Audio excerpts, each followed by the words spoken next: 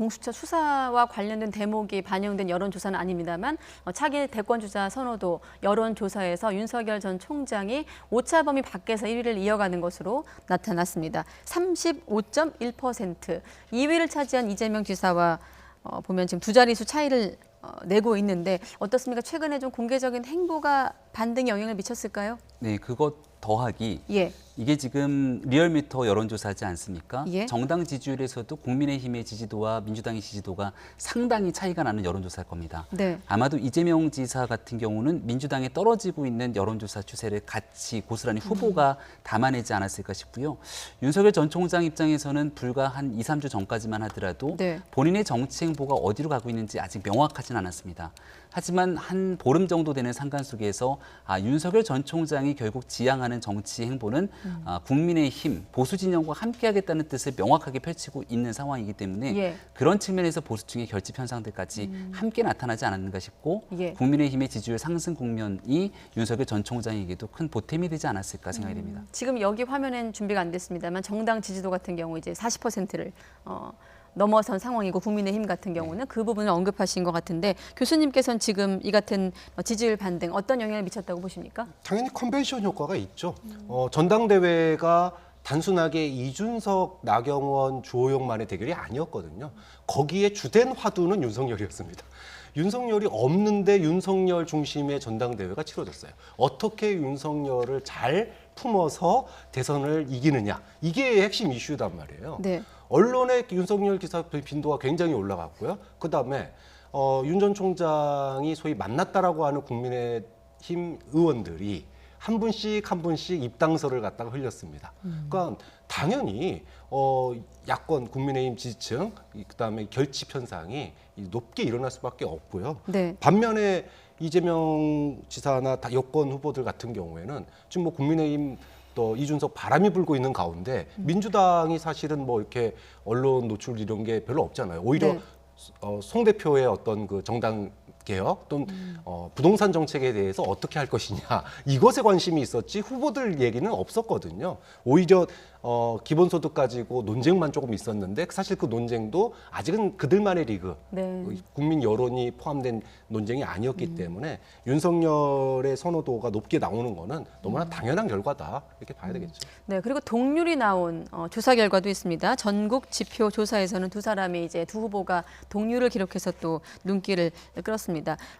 지난번 조사, 지난주 6월 1주차와 비교하면 윤 전 총장 4%포인트 상승을 했고 이재명 지사는 또 4%포인트 하락을 했습니다. 이 같은 결과는 어떻게 좀 해석할 수 있을까요? 조사 기간마다 차이가 좀 많이 나죠. 그러니까 앞으로도 이게 같은 조사 속에서의 추세를 보는 건 의미가 있지만 여러 조사에서 상대적으로 조금 판이하게 다른 조사들은 계속 나올 거라고 봅니다. 절대평가는 의미가 없다 네, 이렇게 보시는 하지만 거군요. 이재명 지사에 대해서는 일부 좀 빠지는 추세들이 일부 나타난다면 지금 야권에서는 윤희숙 의원을 비롯해서 기본소득에 관련된 이재명 지사와의 논쟁들이 이루어지고 있고 네. 근데 이 기본소득에 대한 논쟁은 이재명 지사와 국민의힘 간의 논쟁이 아니라 여기에 나와 있는 이낙연 전 대표 그리고 정세균 전 총리도 이재명 지사를 향한 맹공세에 나서기도 하죠. 예. 또 일부 여론조사에서 의미 있는 수치가 나왔던 박용진 후보 같은 경우도 젊은 기수를 대표해서 나오면서 역시 마찬가지로 앞서가는 선두주자인 이재명 지사를 향해서 같이 공세를 펼쳐나갈 공산이 큽니다. 네. 그러니까 선두를 지키기 위해서 앞으로 나아가기보다는 오히려 뒤를 추격하는 인사들에게 맞서 싸우는 모습 속에서 이재명 지사가 상당히 앞으로는 조금 어려운 국면에 처해져 있지 않을까라는 생각이 들고 네. 이게 비슷한 구력의 후보들이 같이 부딪히면서 컨벤션 효과가 나와야 되는데 민주당 입장에서는 1위를 지키려고 하는 이재명 지사와 이를 쫓아가려고 하는 후보들 간의 다툼들이 지켜지다 보니까 아마도 이런 결과 속에서 조금 지지율이 정체되는 것이 아닌가 생각이 됩니다. 네, 어떻습니까? 이 부분은 어떻습니까? 국민의힘 입당과 관련한 윤석열 전 총장 입당과 관련한 조사에서는 적절하다가 40%, 또 부적절 지금 자막에 있죠. 네, 36%. 이 결과는 어떻게 좀 해석할 수 있을까요? 윤 전 총장이 어느 날 갑자기 국민의힘에 들어올 것처럼 보였지만 갑자기 들어오지 않을 것처럼 또 다시 입장을 네. 확고하게 합니다. 아마도 저는 종국에는 어느 순간에는 국민의힘과는 결국 함께할 수밖에 없다고는 생각하는데요. 아직 국민들이 윤석열 전 총장이 갖고 있는 많은 기대가 있지만 윤석열이 펼칠 정치가 무엇인지는 확인하기가 좀 어렵습니다. 그것이 확인되기 전에 국민의힘으로 들어오는 것보다는 바깥에서 윤석열의 정치가 무엇인지를 확고하게 보여주면서 지지를 담보하고 국민의힘과 함께하는 것이 보탬이 되기 때문에 아마 당분간은 바깥에서 행보를 이어가겠지만 결국은 국민의힘과 함께 진행하게 되지 않을까 싶고요. 시기적인 문제를 따져서 마지막 최종적인 순간에 국민의힘과 함께하는 것이 좋습니까 아닙니까로 묻게 된다면 훨씬 더 많은 국민들이 그것이 옳다라고 얘기하지 않을까 싶습니다. 네, 아무래도 이렇게 공개 행보가 이어지면서 여권에서도 좀 견제라고 해야 될까요?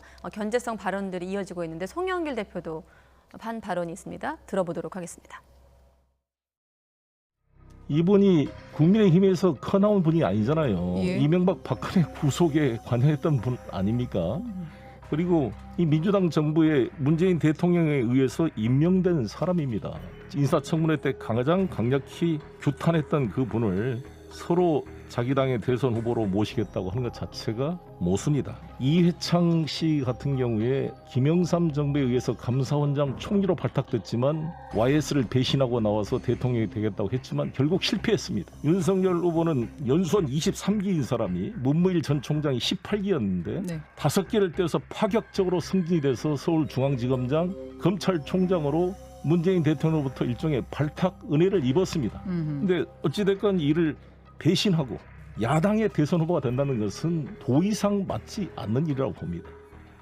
네, 비판적인 시각에선 바로 이 발탁 은혜 이 표현에 대해서 좀 비판적으로 보는 시각도 있는데 교수님은 어떻게 들으셨습니까? 송영길 대표의 그 다양한 견제구죠. 어떤 견제구 중에 지난번에는 파일 얘기를 했었고 네. 이번에는 이제 은혜도 모른다 이런 식으로 이른바 배신론 배신자 아니겠습니까? 예. 이렇게 프레임을 갖다가 하는 건데 윤석열 전 총장에 대해서 여권이 견제하는 건 너무나 당연하죠. 다만 그 견제가 맨날 똑같을 수는 없잖아요. 그러니까는 이제 다양한 레파토리를 통해서 이런 측면에서 봐도 윤석열 출마는 부적절한 거 아니냐. 또 저런 측면에서도 이런 사람이 과연 출마하는 게 맞겠느냐. 이렇게 이제 다양한 문제 제기를 지금 소위 말하면은 밑밥을 던져놓는 거예요. 이게 나중에 지금 쓰려고 이 얘기를 하는 게 아니라 네. 나중에 선거 운동에서 이런 것들을 구체화시키고 소위 뭐 그게 네거티브가 될지 아니면은 공세적인 것이 될지 모르겠지만 향후에 이 윤석열과의 그런 그 대결을 위해서 지금 하나씩